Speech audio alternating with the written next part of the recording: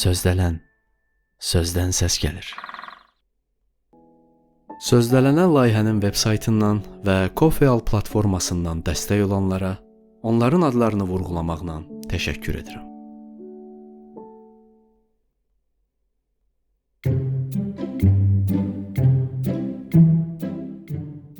Sözdələndə Cəfər Cabbarlının Parapetdən Şamaxı yoluna qədər satirik hekayəsini sənə danışıram. Burada Parapet indiki Fəvvarələr bağı, Şamaxı yolu isə indiki Cəfər Cabbarlı küçəsidir. Cəfər Cabbarlı 20 mart 1899-cu ildə Xızıda dünyaya gəlib və 31 dekabr 1934-cü ildə ürək çatışmazlığından 35 yaşında vəfat etmişdi. O şair, yazıcı, senarist və dramaturq kimi fəaliyyət göstərmişdi. Onun Parapetdən Şamaxı yoluna qədər satirik hekayəsi Azərbaycan qəzetinin 1918-ci il tarixli 26 noyabr nömrəsində Cim imzası ilə rus dilində yer almışdı. Qulam Məmmədlinin təqdimatı və Seyfəddin Dağlının tərcüməsində Kirpi jurnalında 1973-cü ildə yenidən dərc olunmuşdu. Hekayənin elektron mətni manera.az veb-saytından əldə edilib. Parapetdə Azərbaycan kontorunda yağış bizi tutdu. Nə qədər gec deyil özümüzü evə çatdıraq, deyən bədbinlərə cavab olaraq mən inamla söylədim. Yağır, axır kəsər, tələsməyin lüzumu yoxdur. Küçəyə çıxmaq mümkün deyildi. Ələlxüsus ona görə ki, köpüklənib qıcıltı ilə axan zəhimli sellər sanki aləmə daha bir cüt imperator və vəliəhdin taxt tacından əl çəkdiyini xəbər verir və hazırda millətlərin öz müqəddəratını təyin etmə hüququnun darmadağın edildiyi bir etinasızlıqla küçələrə gəmirirdi. Şəhərdə gəzən yapıncılı süvarilər sel axımında vəcdə gələrək güllə atır və qara cəmaatı təbii fəlakətdən daha betər dəhşətə salırdılar. Bircə çarəmiz qalırdı redaksiyada gecələmək. Özümüzə köhnə qəzet qalıqlarından rahat yatacaq düzəltməyə başladıq. Ancaq hər şey şəxsi münasibətləri olan qadın redaksiya həmkarlarımız buna qəti etiraz edib bildirdilər ki, özlərini Bakını basmış dəniz və okean sularına atarlar, amma azad mətbuat üstündə yatmazlar. Biz əslində bütün aləmdən ayrı düşmüşük və yalnız bir vasitəmiz var idi, telefon. Nazirlərdən başlamış tanış faytonçuya qədər yaxınlarımızda yaşayan bütün dostlara zəng vurduq. Lakin bütün diplomatlar kimi bizim də diplomatik danışıqlarımızın nəticəsi qətiyyən müsbət olmadı. Birisinin elə indici avtomobilinin təkərləri partlamışdı. Digərinin elə bu saat ayağı burxulmuşdu. Üçüncüsünün sevimli qaynanası ispanka xəstəliyinə tutulmuşdu. Dördüncüsü isə təzə təşkil edilmiş hökumət tərkibinə nazir təyin olunmuşdu və özünə münasib ərazi tapa bilməyən hökumətin xüsusi ərazi düzəltməkdən ötürü torpaq sahəsi icarəyə götürmək hayına qalmışdı. Xülasə, diplomatik danışıqlarımız bir bəhrə vermədi. Və biz aydındır ki, ağır ümidsizliyə qapıldıq. Çoxsu sımsırığını sallamışdı. Bəzilərinin gözləri yaşarmışdı. Kimisi də anbağın telefona yanaşıb, belə əlçatmaz bir məsafədən okeanın o tayında qalmış ailəsinə zəng vuraraq qəlbinin ah-vayını izhar edirdi. Bir saat da keçdi. Yağış isə ara vermədən yağır, inadla seli gücləndirirdi. Kədər və ümidsizliyimiz son həddinə çatmışdı. Elə bir həddə ki, bundan sonra adətən dünya adamın gözündə qaralır və çox vaxt məsələ intiharla bitir. Onu da deyim ki, qadın həmkarlarımız artıq bu sonuncu tədbiri icra etməyə hazırlaşırdılar və özlərini aşıb daşan sel axınına atmağın estetik incəliklərini də düşünmüşdülər. Birdən qapı ağzında iki işıldayan göz göründü. Bu bir fayton, daha doğrusu yarım fayton idi.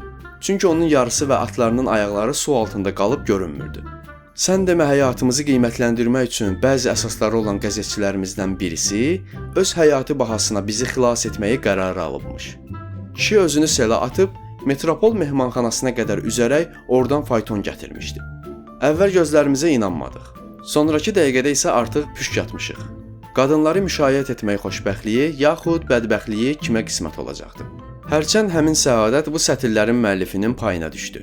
Amma kişi həmkarlarıma hər ehtimala qarşı uzun müddət mütəəssiranə cavab verdim. 3 nəfər qadını faytona mindirməkdə redaksiyanın, mətbəənin və ekspedisiyanın bütün heyəti iştirak etdi. Faytonumuz yola düşəndə uzun-uzadı arxamızca qışqırdılar. Əlvida, ruhdan düşməyin, bəlkə sağ-salamat qayıtdınız. Marşrutumuz Tatarski küçəsindən keçirdi. Çünki qadınlardan biri orada yaşayırdı. Amma Qubernski küçəsinə burulanda əmin olduq ki, Tatarski küçəni birbaşa fəth edə bilməyəcəyik. Voronsovski, Sitsiyanski küçələrini də eyni tərzdə sınaqdan keçirib, daşqın sel qarşısından biabırçılıqla geri çəkilməli olduq. Bazarnı küçəsinə çıxdıq. Əvvəlcə pis getmirdik.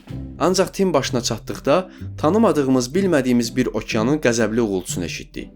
Təhlükəli sahəyə təzəcə girmişdik ki, hərbi paltar geyinmiş 2 nəfər faytonumuzun qabağını kəsdi. Bizə təklif etdilər ki, onları da öz faytonumuzda o biri sahilə keçirək. Çünki bizim üçün qan axıdıblar. Cəngavərlərdən qan qoxusundan çox spirt iyi gəldiyinə baxmayaraq biz onların sözünə inanmalı və faytonun pilləsinə çıxmalarına razılıq verməli olduq. Hərçənd bizim icazəmiz olmadan özləri artıq bunu etmişdilər. Faytonçu atları qamçıladı, heyvanlar irəli atıldı və dərhal dayandı.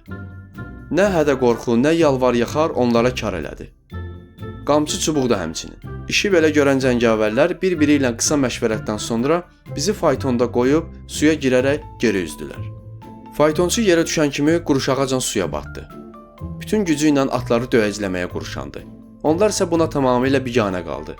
Faytonçu onları geri qaytarmaq üçün dilə tutmaq istədi, amma heyvanlar bundan da ədəb-ərkandan boyun qaçırdılar. Nəhayət atlardan biri suya oturdu və bununla bizə incə bir eyham vurdu ki, o burada ləyaqətlə həlak olacaq, amma yerindən tərpənməyəcəkdi. Faytonçu təcrübəli bir adam kimi dedi: "Heç nə çıxmayacaq." Aydındır ki, sərnişin rəfiqələrimi ürək keçmə tutmuş, onlardan birinin artıq dünya gözlərində qaralmışdı və özünü selə atmağa hazırlaşırdı. O birisi hey məsləhət görürdü ki, telefonla metropola zəng vuraq. Məhz metropola. Əminəm ki, deyirdi, oradan bizə avtomobil göndərərlər. Təəssüf ki, Bakı faytonları hələ nə telefon, nə də radio ilə təchiz edilmədiyindən başqa bir şey fikirləşmək lazım idi. Təsdiqdən küçələrdə nədənsə kimsə gözə dəymirdi ki, köməyə çağıraydıq. Təpədən dırnağa qədər silahlanmış asayiş gözətçiləri isə bizim yanıqlı fəryadlarımıza cavab olaraq tüfəngləri ilə bəzi hərəkətlər göstərir və deyəsən öz əsas vəzifələrini yerinə yetirməyə gedirdilər. Biz islanmış və üzülmüş halda soyuqdan titrəyərək ayaqlarımızı bacardıqca yuxarı qaldırıb vəziyyətimizin nə ilə nəticələnəcəyini gözləyirdik. Yol rəfiqələrim tez-tez deyirdilər: "Burada gecələməyəcəyik ya." Bir saat belə keçdi. Sonra gördük ki, faytonçumuz cibindən böyük bir bıçaq çıxardıb suda yatan ata yanaşdı. Əvvəl elə bildik kişi Allahı rəhmə gətirmək üçün heyvanı qurban kəsmək istəyir. Amma belə deyilmiş. O öz fikrini belə izah elədi: "Onsuz da faytonu sudan çıxara bilməyəcəyik. Səhərəcən burada qalmaqdansa yaxşısı budur atları açım və bellərinə minib gedək." Mən dərhal bu fikri bəyəndim. Bizim kimi sadə adamlar üçün Bakıda at üstündə gəzmək elə bir nadir keyfdir ki, hətta indi düşdüyümüz qeyri-adi şəraitdə də bundan imtina etmək olmazdı. Doğrudur, hava əlverişli deyildi. Soyuq yağış damlaları kürəyimizə süzülürdü. Əynimizə də qalife şalvar yox, adicə kostyumlar geymişdik. Amma o biri tərəfdən atlar da İngilis yəhərləri və sair süvari yaraq əsbabı ilə təchiz olunmamışdı. Müxtəsər, faytonçu atın birini açıb yanımıza gətirəndə mən pələng yaxud balerina çevikliyi ilə onun belinə sıçrayıb bir müddət saat rəqqası kimi orada yırğalandım. Çünki atın islanmış kürəyi sürüşkən idi. Ancaq indi də məlum oldu ki, faytonu çəkib aparmağa atları məcbur etmək mənim yol rəfiqələrimi at belinə minməyə təhrik etməkdən asan olardı. Qadınlar bir ağızdan dedilər: "İstəyirsiniz lap bizi burada suya batırın öldürün, amma ata minməyəcəyik." Mən uzun-uzadı onları dilə tutdum. Mərdlik və soyuqqanlıq haqqında onlara bütöv bir mühazirə oxudum. Hətta tarixdən nümunələr gətirdim. Sonra səsim ucalmağa başladı və yavaş-yavaş hədə-qorxuya keçdim.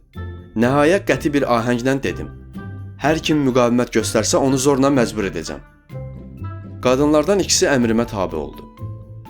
Faytonçunun köməyi ilə onları bir-bir tərkimə aldım. Sonra da kəndirlə belimi sarıdım və kəlmə-i şəhadətimi deyib, həmin vəziyyətdə çala çuxurlarda tez-tez büdrəyən atı birtəhər saxlayaraq çayı keçməyə müvəffəq oldum. O biri sahilə çıxıb qadınları yerə düşürdüm və yenidən geri döndüm. Ən çox təsdiq göstərən üçüncü qadını da eyni tərzdə yola gətirdik. Qarşı sahildə 2 dəstəyə bölündük. İnadçıl qadını mən tərkimə aldım. O biri 2 qadınsa faytonçunun yedəyində gedən ikinci ata süvar oldu. Beləcə faytonu taleyin ümidinə qoyaraq yol aldıq. Lakin qəza və qədərimiz bitmirdi. Çünki hər tinin başında eyni sahilsiz dəryalara rast gəlirdik və atlarımız anbağın çala çuxura düşüb büdrüyürdü. Belə yerlərdə bu vaxta qədər xudbinliklə rütubətdən qoruduğumuz ayaqlarımız suya girir və hər birimizin ayaqqabılarına bütöv gölməçələr yığılırdı. Yolda rastımıza çıxan Qaradavoylar şübhəli baxışlarla bu qəribə karvanı süzür, tez-tez bizi saxlayıb sorğu-suala tuturdular. Onlardan öz qulluq vəzifəsini həddən artıq səylə yerinə yetirən birisi isə hətta bizə bu görkəmdə məntəqəyə getməyi təklif etdi. Güya qadınları zorla apardığımız üçün. Əlindən güc-bəla ilə qurtardıq. Gecə saat 12-də evə çatdıq. Parapetdən Şamaxı yoluna dək bu səyahətimiz bizə 50 manata başa gəldi.